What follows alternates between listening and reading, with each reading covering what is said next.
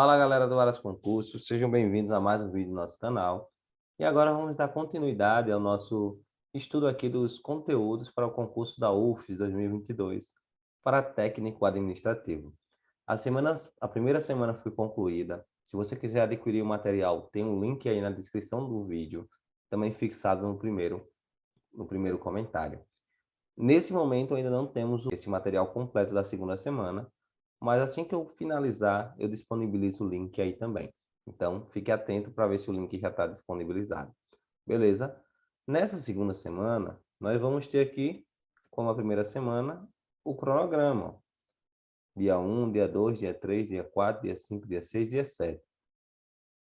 E hoje a gente vai estudar o dia 1, a Lei 8.112, os conhecimentos específicos e a parte de português.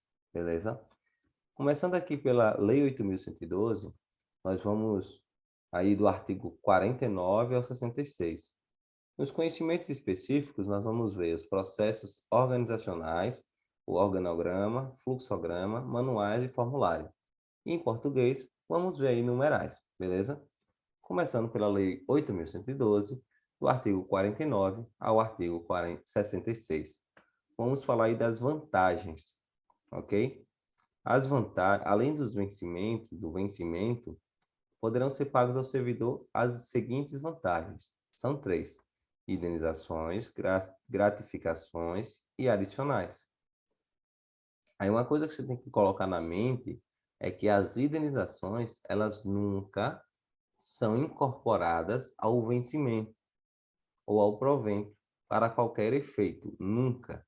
Indenização nunca vai ser incorporada aí ao vencimento.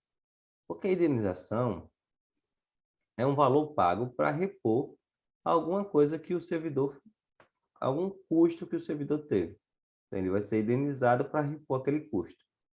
Então, isso não pode ser incorporado aí ao vencimento, beleza? Já as gratificações e os adicionais, esses sim podem ser incorporados ao vencimento, nos casos e condições indicadas aí na lei. O artigo 50 fala o seguinte: as vantagens pecuniárias não serão computadas nem acumuladas para efeito de concessão de quaisquer outros acréscimos pecuniários ulteriores sobre o mesmo título ou idêntico fundamento. O que é que esse artigo quer dizer? É que não vai haver um efeito chamado efeito cascata, onde uma vantagem vai ser acumulada por cima de outra. Como é que isso poderia ocorrer? Por exemplo, Paulo, que é servidor público federal, ele possui um vencimento de 10 mil, tendo direito ainda ao recebimento de duas vantagens, uma de 25% e a outra de 10%. Essa porcentagem, ela deve ser calculada tomando como base o valor do vencimento dos 10 mil, não o valor do vencimento acrescido da outra vantagem. Então, como é que seria feito esse cálculo? 10 mil mais 25% de 10 mil, que é 2.500, mais 10% de 10 mil, que é 1.000. Então, no final, daria 13.500. O que é que a lei proíbe? Você pegar 10 mil, acrescer 25% de 10 mil com a primeira vantagem, ficaria 12.500. E quando for dar a segunda vantagem, você acrescer 10% dos 12.500. Aí é proibido pela lei, ok? Então, as vantagens não serão computadas nem acumuladas para efeito de concessão de qualquer outros acréscimos pecuniários seguintes, beleza? Ulteriores são os seguintes. Das indenizações. São três tipos de indenizações que você pode receber como servidor: ajuda de custo, diárias e transporte, ok? Os valores das indenizações estabelecidas no inciso 1 ao 3 do artigo 51, assim como as condições para sua concessão, serão estabelecidas em regulamento. Ajuda de custo. A ajuda de custo, ela destina-se a compensar as despesas de instalação do servidor, que no interesse do serviço passar a ter exercício em nova sede, com mudança de domicílio, em caráter permanente. Então, nota aí que o caráter tem que ser permanente. e é vedado o duplo pagamento de indenização a qualquer tempo, no caso de o cônjuge ou companheiro que se detenha, também na condição de servidor, vier a ter exercício na mesma sede. Então, o que é que a ajuda de custo vai ser aí? Vai ser para compensar a despesa de instalação. Tem que ser quando o servidor vai no interesse da administração, ok? Ele se muda no interesse da administração, tem a mudança de sede, é de caráter permanente e não pode pagar essa ajuda de custo para o servidor e para o seu companheiro. Isso é vedado, ok? E não pode exceder aí a remuneração de 3 meses. O que é que essa ajuda de custo vai cobrir? As despesas de transporte do servidor e de sua família, compreendendo passagem, bagagem e bens pessoais. Então, isso vai estar tudo incluso aí na ajuda de custo, ok?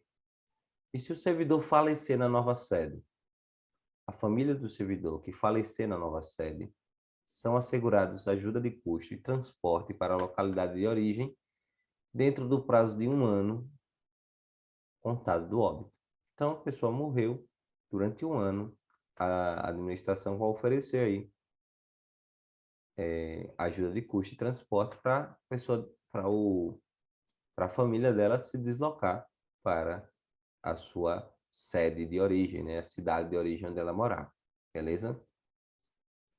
O parágrafo 3 diz o seguinte: não será concedida, ajuda de custo nas hipóteses de remoção previstas nos incisos 2 e 3 do parágrafo único do artigo 36.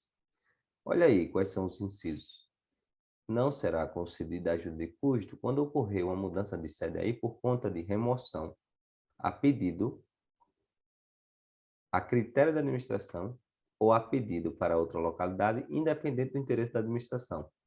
Se você pediu a remoção, por que a administração vai pagar a ajuda de custo? Foi você que pediu. Então, a administração não paga, ok? Só vai ser pago quando for uma remoção no interesse da administração e que cumpra esses critérios que a gente falou.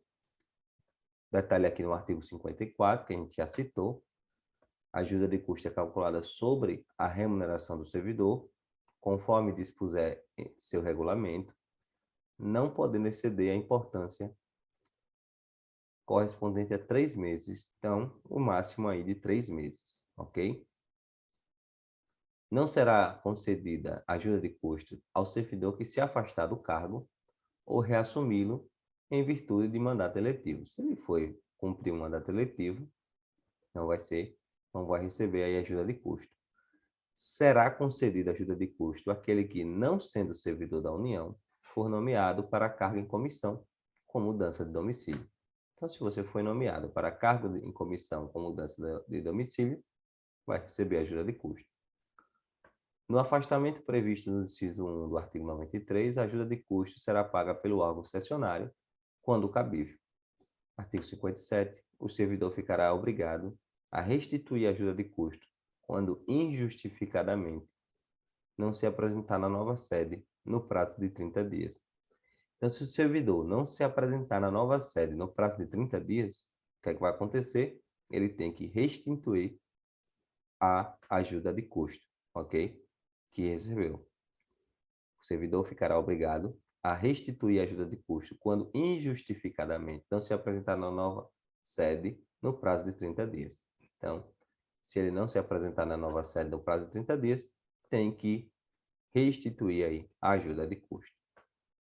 Agora vamos falar de diárias. O servidor que a serviço afastar-se da sede em caráter eventual ou transitório para outro ponto do território nacional ou para o exterior, fará jus a passagens e a diárias destinadas a indenizar as parcelas de despesas extraordinárias com pousada, alimentação, locomoção urbana, conforme dispuser em regulamento. Então, as diárias são quando você se afasta da sede em caráter eventual ou transitório para o território nacional ou exterior, e se receber a diária e não se afastar da sede, tem que devolver em até 5 dias, vamos ver nos próximos artigos, E se retornar em prazo menor do que o previsto, tem que devolver o excesso, ok? O servidor que receber diárias e não se afastar da sede por qualquer motivo, fica obrigado a restituí-las integralmente no prazo de 5 dias. Na hipótese do servidor retornar à sede em prazo menor que o previsto para o seu afastamento, restituirá as diárias recebidas em excesso no prazo previsto no caput. Então, se a pessoa se afastar ou não se afastar, tem que devolver o dinheiro. E se afastar e não ficar pelo tempo que estava previsto, tem que devolver o excesso no prazo também de 5 dias, beleza? Indenização de transporte. O CDCA, indenização de transporte, é o servidor que realizar despesas com a utilização de meio próprio de locomoção para execução de serviços externos, por força das atribuições próprias do cargo, conforme dispuser o regulamento. Então, se a pessoa usa o seu próprio veículo para se locomover aí, então vai ser restituído, né? Vai receber aí essa indenização de transporte, beleza? Auxílio moradia. O auxílio moradia consiste no ressarcimento das despesas comprovadamente realizadas pelo servidor com aluguel de moradia ou com hospedagem administrado por empresa hoteleira, no prazo de 1 mês após a comprovação da despesa pelo servidor. Conceder-se-á auxílio moradia ao servidor se atendidos os seguintes requisitos. Quando é que o servidor vai receber auxílio moradia? Não existe imóvel funcional disponível para uso pelo servidor. O cônjuge ou companheiro do servidor não ocupa imóvel funcional. O servidor ou seu cônjuge ou companheiro não seja ou tenha sido proprietário, promitente, comprador, cessionário ou promitente cessionário de imóvel no município onde for exercer o cargo, incluída a hipótese de lote edificado sem averbação de construção, nos 12 meses que antecederem a sua nomeação. Nenhuma outra pessoa que resida com o servidor recebe auxílio moradia. Se outra pessoa receber, aí já era, né? O servidor tenha se mudado do local de residência para ocupar cargo em comissão ou função de confiança do grupo direção e assessoramento superiores das níveis 4, 5, 6 da natureza especial de ministro de Estado ou equivalente. O município da qual assume o cargo em comissão ou função de confiança não se enquadra nas hipóteses do artigo 58, parágrafo 3, em relação ao local de residência ou domicílio do servidor. Aí o artigo 58, parágrafo 3 diz o seguinte: também não fará jus às diárias o servidor que se deslocar dentro da mesma região metropolitana. Então, se você está se deslocando ali dentro da mesma região metropolitana, como é que você vai receber auxílio moradia? Não vai, né? Beleza? O servidor não tenha sido domiciliado ou tenha residido no município nos últimos 12 meses, onde você for exercer o cargo em comissão ou função de confiança, desconsiderando-se prazo inferior a 60 dias dentro desse período. Então, dentro de 12 meses, se ele não morou lá, ele pode receber. Mas se ele já morou, dentro de 12 meses, ele não vai receber. Mas desconsidera aí os 60 últimos dias. Eu acredito que é para que o servidor possa se deslocar antecipadamente, para conhecer o local e tal. O deslocamento não tenha sido por força de alteração de lotação ou nomeação para cargo efetivo. Então, se for para nomeação de cargo efetivo, aí já é outra coisa, né? Já não vai receber esse auxílio moradia. Gratificações adicionais, além do vencimento e das vantagens previstas nesta lei, serão diferidos ao servidor as seguintes retribuições, gratificações adicionais. Retribuição pelo exercício de função de direção, chefia e assessoramento. Gratificação natalina. Adicional pelo exercício de atividades insalubres, perigosas ou penosas. Adicional pela prestação de serviço extraordinário. Adicional noturno. Adicional de férias. Outros relativos ao local, à natureza do trabalho e gratificação por encargo de curso ou concurso. Todos esses nós vamos ver. ok? Primeiro aqui, retribuição pelo exercício de função de direção, chefia e assessoramento. Ao servidor ocupante de cargo efetivo, investidos em função de direção, chefia e assessoramento, cargo de provimento em comissão de natureza especial, é devida retribuição pelo seu exercício. Então, o servidor aí, que recebeu uma função de confiança, um servidor que tem um cargo efetivo e recebe uma função de confiança, uma função de direção, chefia, de assessoramento, vai receber essa retribuição.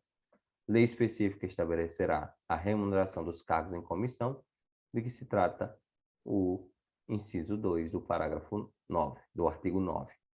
Gratificação natalina. A gratificação natalina corresponde a 1/12 da remuneração a que o servidor fizer jus no mês de dezembro, por mês de exercício no respectivo ano. Então, se você vai receber R$1.000 lá, 1.200. Cada mês, você vai receber ali R$100, que é 1/12. 1.200 vezes 1 dá 1.200, dividido por 12 dá 100, beleza? A fração igual ou superior a 15 dias será considerada como um mês integral. Isso é importante, hein? Se você trabalhou, por exemplo, 15 dias de um mês, ou 16 dias, vai contar como um dia, o mês inteiro, ok? A gratificação será paga até o dia 20 do mês de dezembro de cada ano.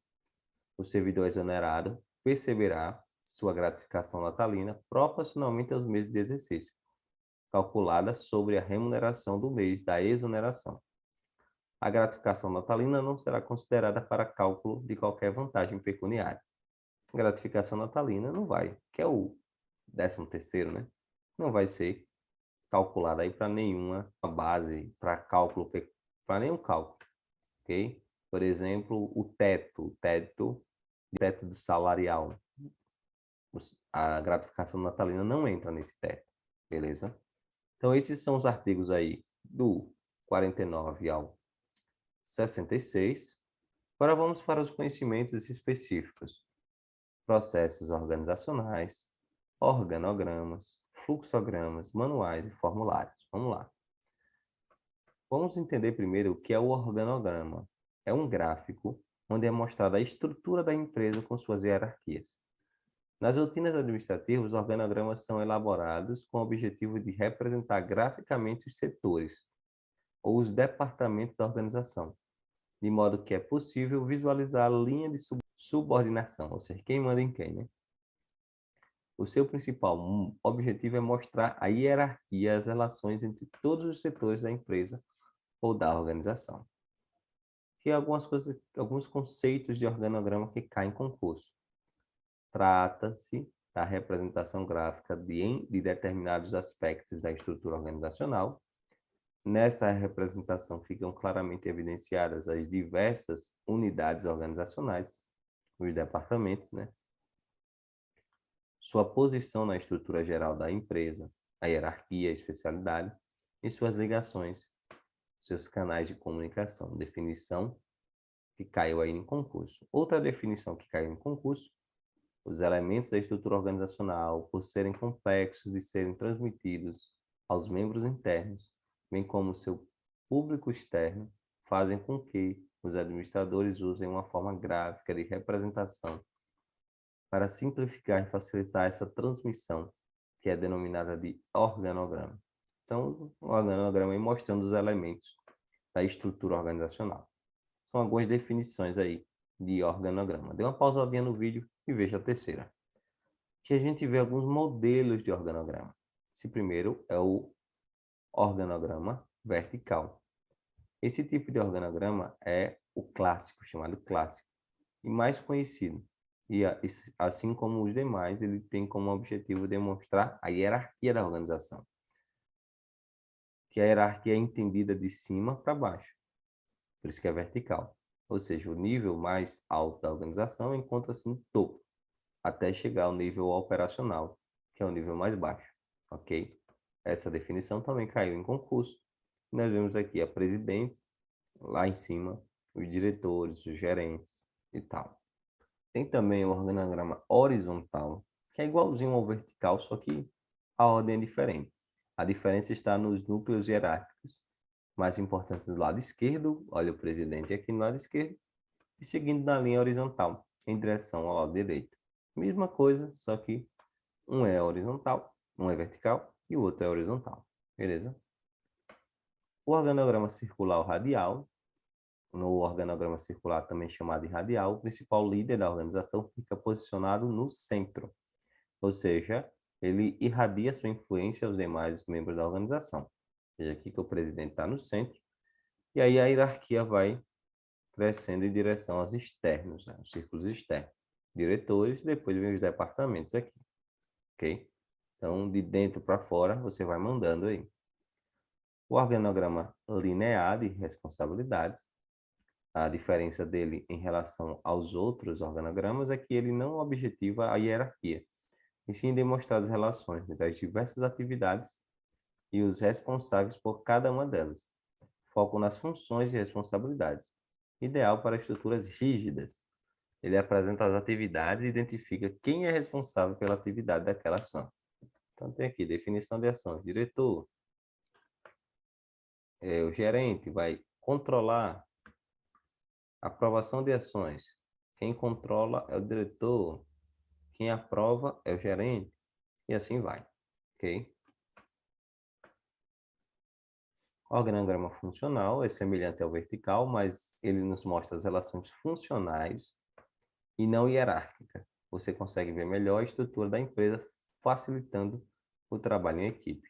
Então, vemos aqui o AG, construtora, as funções, né, o estoque, e depois aqui as funções de baixo. Então, a ideia aqui ela é vertical, mas é mostrar as relações funcionais da empresa. E organograma em barras, cada coluna é elaborada dentro de um retângulo posicionado na vertical, conforme a hierarquia. Veja que o presidente tem um retângulo maior, diretor um pouco menor, gerente menor, auxiliar menor. O tamanho da barra é proporcional ao nível hierárquico, ou seja, quanto mais elevado é o nível hierárquico, maior será o tamanho da barra. E o organograma matricial, muito usado por empresas que têm processos mais dinâmicos, predominando as competências técnicas das pessoas. Esse organograma, por ser flexível, também ajuda em projetos temporários que serão formados por duas ou mais equipes de trabalho. O organograma matricial é recomendado quando há setores que respondem a mais de um gerente simultaneamente. Então, vemos aqui, diretor, gerência e vendas, marketing, operações respondem a essa gerência. Diretor, gerência, vendas, marketing e operações respondem a essa gerência. Ok? Então, aí nós vemos um matricial. E é ideal para usar em projetos, né? Agora vamos falar de fluxogramas. Cuidado que as questões gostam de confundir o que é fluxograma e o que é organograma. Fluxograma é a representação gráfica da sequência de atividades de um processo, não é a representação da organização. Além da sequência das atividades, os fluxogramas mostram também o que é realizado em cada etapa, os materiais ou serviços que entram e saem do processo, as decisões que devem ser tomadas e as pessoas envolvidas, cadeia cliente-fornecedor. Vemos aqui um exemplo do início até o fim de um fluxograma. Vamos entender o que significa cada símbolo desse. Ok? Quais as utilidades do fluxograma? O fluxograma torna mais fácil a análise de um processo através da identificação das entradas e saídas dos fornecedores, das saídas de seus clientes e dos pontos críticos do processo. Os fluxogramas auxiliam a entender um processo, identificar a oportunidade de melhoria, desenhar um novo processo já incorporando as melhorias, facilitar a comunicação entre as pessoas envolvidas no processo e disseminar informações sobre o processo. Também chamado de FAP, o fluxograma de análise do processo é uma ferramenta gráfica que demonstra a sequência operacional do desenvolvimento de um trabalho, processo de informação-comunicação. Então, aí caracteriza o trabalho que está sendo realizado, o tempo necessário para a sua realização, a distância percorrida, quem está realizando o trabalho e como ele flui entre as participantes desse processo. Então, e agora a gente vai ver alguns símbolos aqui. Para início e término do fluxo, você vai começar com esse símbolo aqui, esse círculozinho, ok? Cada operação vai ser esse retângulo. Cada processamento aqui, né? Os relatórios têm esse símbolo, os documentos emitidos por computadores têm esse símbolo. Quando você tem que tomar uma decisão, tem esse símbolo. Protocolo pré-definido tem esse símbolo. Entrada e saída de dados de mini e microcomputadores tem esse símbolo. Arquivo definitivo, esse símbolo. Arquivo provisório, esse símbolo. Agora, os mais importantes, claro, são esses, né? De início, operação manual, a decisão. A gente vai ver que pode ser cobrado, mas essas setas indicam o fluxo, indicam para onde as informações e operações estão indo. Esse conector de fluxo, esse círculo aqui, é uma conexão do fluxo na mesma página. Esse outro símbolo aqui é uma conexão de fluxo numa página diferente. Esse aqui é uma conexão de fluxo para páginas diferentes. Conector de página fluxo, ok? E aqui temos outros símbolos que não são tão usados. Mas vamos ver aqui como é que funciona isso. Temos a entrada e a saída. Todos os símbolos devem possuir entrada e saída. Você vai dizer, exceto, claro, o início, né, e o fim. O início só vai ter saída e o fim só vai ter entrada. Beleza? Os princípios do fluxograma. Princípio da evidência.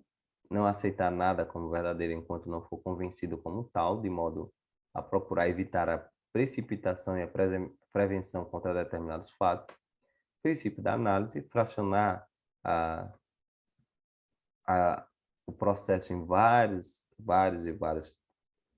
etapas, várias partes, né? Quantas partes forem necessárias. Princípio da síntese, pensar ordenadamente a partir dos fatos ou objetos mais simples até chegar no mais complexo.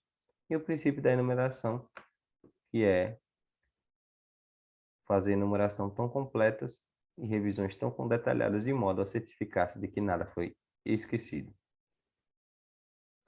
E aqui nós temos um fluxograma. O início, recebemos aqui uma nota fiscal. Tem que tomar uma decisão aqui. A nota fiscal está correta? Se tiver, sim, solicitar revisão. Opa. Se não tiver, ou se não tiver, solicitar revisão. Se tiver, sim, solicitar o reembolso, realizar pagamento e fim. Veja que no início só tem saída, essa setinha de saída. No final só tem entrada. Beleza? Esse é um fluxograma. Os manuais, um manual significa um guia de instruções que serve para o uso de um dispositivo, para a correção de problemas ou para o estabelecimento de procedimentos de trabalho. Como os manuais que a gente recebe nos televisores, nos celulares, nos computadores, eles são de grande importância para transmitir informação às pessoas para desenvolver-se em uma determinada situação. Geralmente é comum que os manuais acompanhem os produtos oferecidos no mercado como uma forma de suporte, ok? Neste caso, o manual costuma ter uma descrição do produto e sua utilização. Então, você já sabe aí mais ou menos o que é o manual. Os manuais são bem frequentes também nos softwares. Eles permitem uma série de possibilidades que o programa pode oferecer, então você vai saber ali. Seja em um uso cotidiano, como também em resposta a situações excepcionais. Nesse caso, o manual serve para o técnico como um processo de compreensão para fazer o bom uso do sistema. Formulários. Os formulários, por conseguinte, é um modelo que deve ser contemplado ou preenchido com certos dados e que permite realizar algum tipo de trâmite. Os dados a completar, preencher, variam conforme o formulário. O formulário de candidatura de emprego pode requerer inserir o nome e o apelido, a idade, os estudos, etc. Então, o formulário é uma coisa, um arquivo pré-pronto que você vai utilizar ali para preencher alguns dados que serão solicitados. Beleza? Então, esse é o nosso conteúdo aqui de conhecimento específico desse primeiro dia. Vamos para português, falar de numerais. Numeral é a palavra que qualifica os seres ou identifica a posição que ocupam numa determinada ordem. Quando apenas nomeia o número de seres, esse numeral é chamado de cardinal. E são os números normais: 1, 2, 3, 50, 100. Quando ele dá ordem, é chamado de ordinal.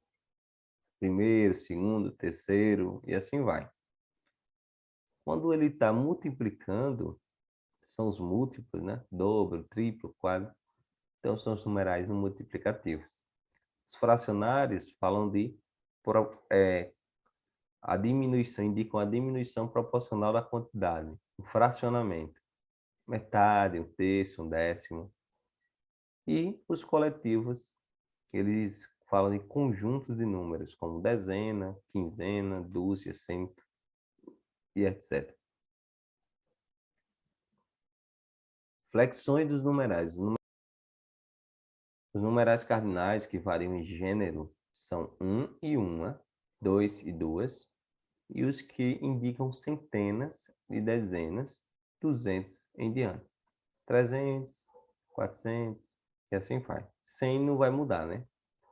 Cardinais como milhão, bilhão e trilhão variam em número, milhões, bilhões e trilhões.